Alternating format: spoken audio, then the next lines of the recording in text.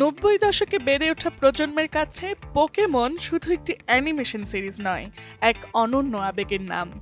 South কোরিয়ার soul forest মুহূর্তেই রূপ নিল এক জীবন্ত পোকেমন দুনিয়ায়। পিকাচু, ইভি, ডিটো প্রিয় চরিত্রগুলোকে কাছ থেকে দেখতে আর পোকেমন ফ্র্যাঞ্চাইজের 30তম বার্ষিকী উদযাপন করতে হাজারো ভক্ত ভিড় জমালেন জমকালো পোকেমন মেগা ফেস্ট 2026-এ।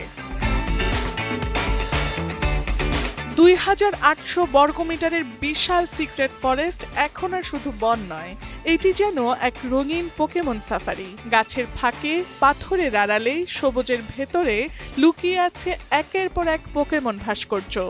আর সেগুলোর সামনে ছবি তুলতে ভক্তদের উচ্ছ্বাস ছিল চোখে পড়ার মতো। ভিড় এতটাই বেশি যে শুধু প্রবেশের জন্যই দীর্ঘ সময় অপেক্ষা করতে হয়েছে দর্শনার্থীদের। তবুও কারো মুখে ক্লান্তি নেই।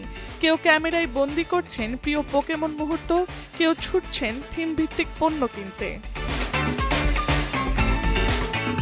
এক দর্শনার্থী বলেন, সবকিছু এত সুন্দর হবে ভাবিনি, অনেক ছবি তুলেছি, দারুণ সময় কেটেছে। শৈশব থেকেই পোকেমন ভক্ত লিনা বলেন, এটি সাধারণ অভিজ্ঞতা, আয়োজনটি দারুণ, আর পোকেমন পণ্যগুলো পেয়ে আমি সত্যি খুশি। থিম ভিত্তিক বাগান জুড়ে রয়েছে পিকাচু ও ইভির বিশাল ভাস্কর্য। পাশেই আছে ডিটো খেলার মাঠ, যেখানে ইন্টারেক্টিভ জোন আর প্রকৃতির মেলবন্ধন তৈরি করেছে এক চোখ ধাঁধানো পরিবেশ। 1 মে থেকে শুরু হওয়া এই আয়োজন চলবে 21 জুন পর্যন্ত।